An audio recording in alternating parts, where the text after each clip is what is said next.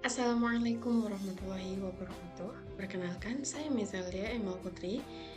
Tujuan saya membuat video ini untuk memenuhi tugas teknik-teknik psikoterapi. Nah, saya akan menjelaskan tentang pentingnya memaafkan dalam psikologi. Pernahkah Anda merasa luka yang begitu dalam, dikhianati oleh orang yang Anda percaya, disakiti oleh seseorang yang Anda cintai? Pernahkah perasaan itu bertahan begitu saja hingga mempengaruhi tidur, kesehatan, bahkan cara Anda memandang dunia? Jika iya, maka video ini hadir untuk Anda. Hari ini kita akan berbicara tentang sebuah kekuatan psikologis yang luar biasa. Kekuatan yang mungkin sering disalahpahami. Namun, telah terbukti secara ilmiah mampu menyembuhkan luka batin, memulihkan kesehatan mental, bahkan memperbaiki kualitas hidup seseorang. Kekuatan itu adalah memaafkan. Dalam video ini, kita akan membahas apa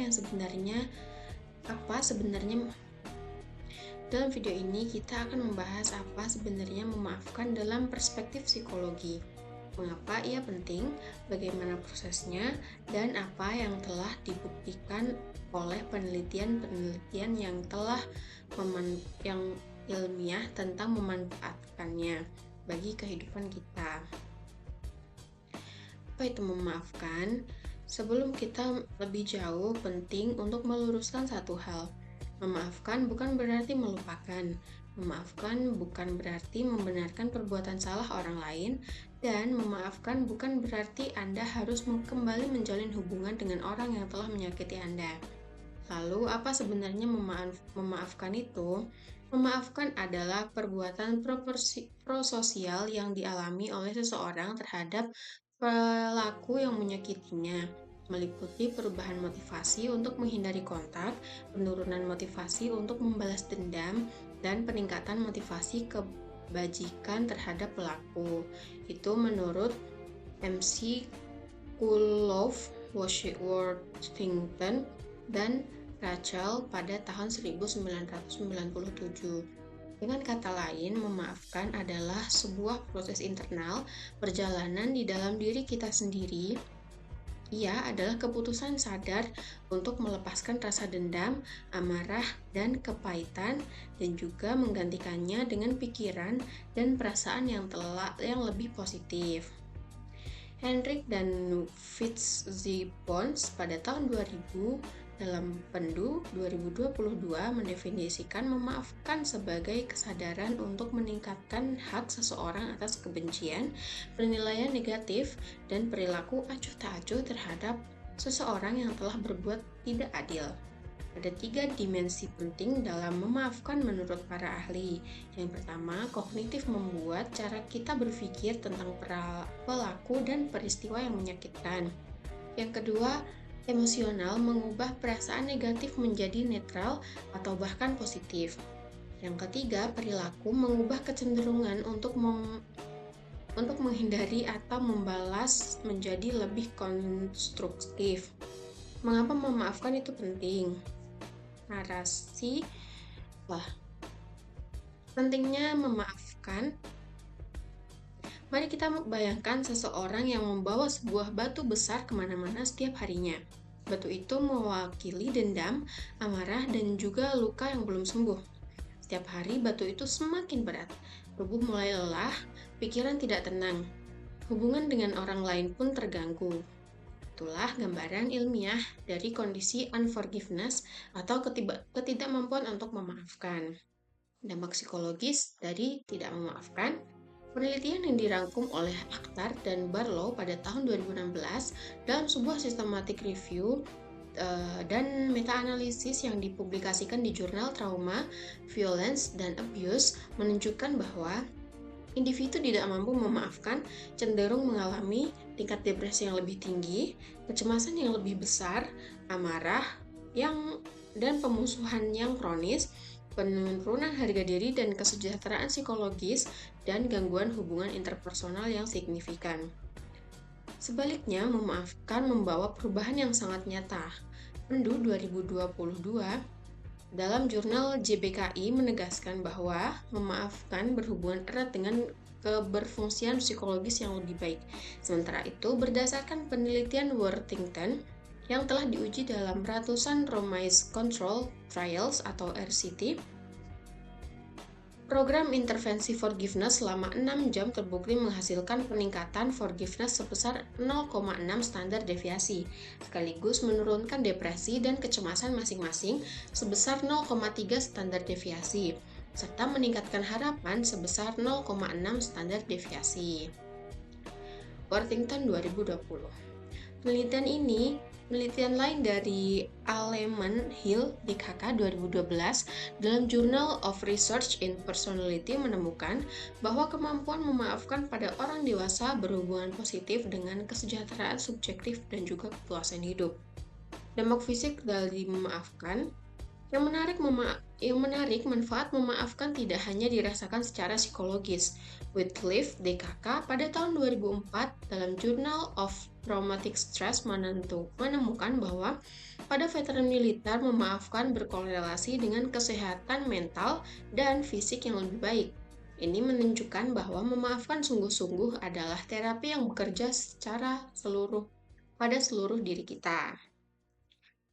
Nah, model dan proses memaafkan para psikolog telah mengembangkan berbagai model terstruktur untuk membantu orang belajar memaafkan.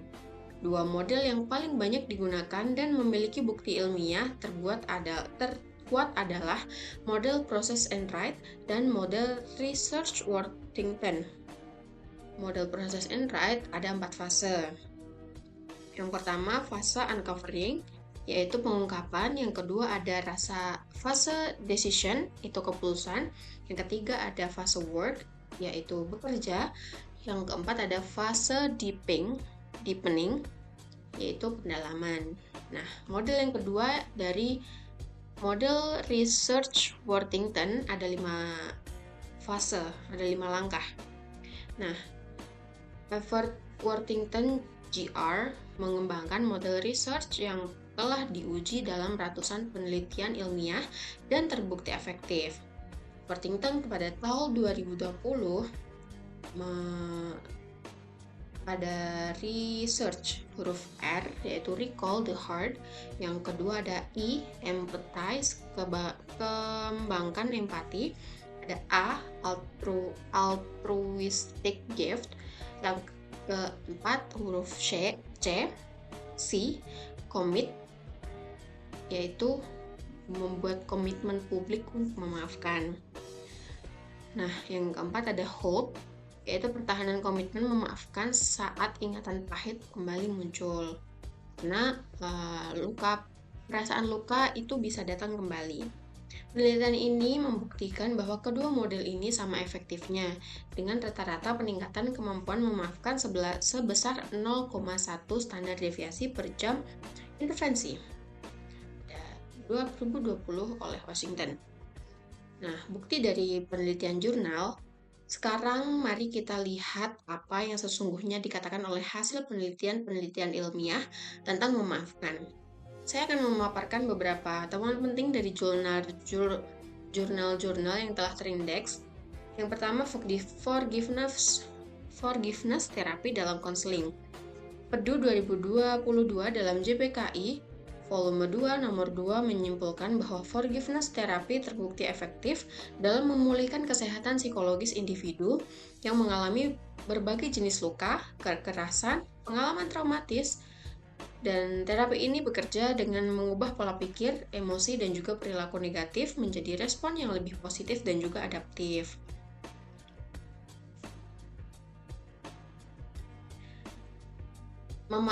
Memaafkan dalam konteks budaya Indonesia. Memaafkan bukan konsep asing bagi masyarakat Indonesia. Kita mengenal tradisi halal bihalal, sungkeman, dan berbagai ritual budaya yang merayakan pemaafan sebagai nilai leluhur. Penelitian proses memaafan dan konteks agama Islam pada tahun 2020 yang diterbitkan dalam Insan Jurnal Psikologi dan Kesehatan Mental pada Universitas Airlangga menemukan bahwa nilai-nilai Islam berkontribusi signifikan terhadap proses memaafkan pada remaja Indonesia. Al-Quran dan hadis memberikan kerangka spiritual yang memperkuat motivasi untuk memaafkan. Ini menunjukkan bahwa pendekatan psikoterapi berbasis memaafkan di Indonesia perlu mempertimbangkan budaya dan juga spiritualitas, karena keduanya menjadi penguat yang bermakna dalam proses penyembuhan. Setelah memahami teori dan bukti ilmiahnya, mari kita bicara tentang langkah-langkah praktis yang bisa Anda mulai untuk hari ini. Langkah pertama, Anda bisa mengakui luka Anda. Jangan berpura-pura tidak sakit lagi, akui dengan jujur bahwa Anda terluka. Anda bisa menulis di dalam jurnal apa yang Anda rasakan. Nah, langkah kedua, pisahkan antara memaafkan dan juga melupakan. Ingatkan diri bahwa memaafkan bukan berarti menyetujui atau melupakan. Anda boleh tetap memiliki batasan atau boundaries. Langkah ketiga, coba pahami pelaku. Ini mungkin yang paling sulit, tapi coba bayangkan latar belakang sang pelaku. Apakah ada trauma, tekanan, atau keterbatasan yang mempengaruhinya? Ini bukan membenarkan, tapi membangun empati. Nah, langkah yang keempat, buat keputusan sadar dan katakan pada diri sendiri, saya memilih untuk memaafkan demi kebaikan saya sendiri, bukan karena sang pelaku layak. Langkah kelima, minta bantuan terhadap profesional. Jika luka yang sangat dalam, jangan ragu mencari bantuan psikolog atau konselor yang terlatih dalam forgiveness therapy. Sebagai penutup dan kesimpulan, memaafkan adalah salah satu tindakan paling berani yang bisa dilakukan oleh manusia. Bukan tanda kelemahan, justru sebaliknya. Ia adalah tanda kekuatan, kedewasaan, dan kecerdasan emosional yang tinggi. Psikologi modern telah membuktikan dengan sangat meyakinkan bahwa memaafkan, menyembuhkan, ia menurunkan depresi dan kecemasan, yang meningkatkan harapan dan kesejahteraan, ia memperbaiki hubungan dan bahkan kesehatan fisik. Yang digambarkan dalam penelitian-penelitian yang telah kita bahas, memaafkan bukan peristiwa tunggal.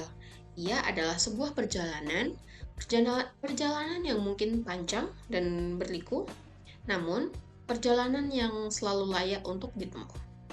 Karena pada akhirnya kita akan memaafkan. Kita tidak hanya membebaskan orang yang menyakiti kita, kita membebaskan diri kita. Terima kasih telah menonton video ini, semoga bermanfaat. Wassalamualaikum warahmatullahi wabarakatuh.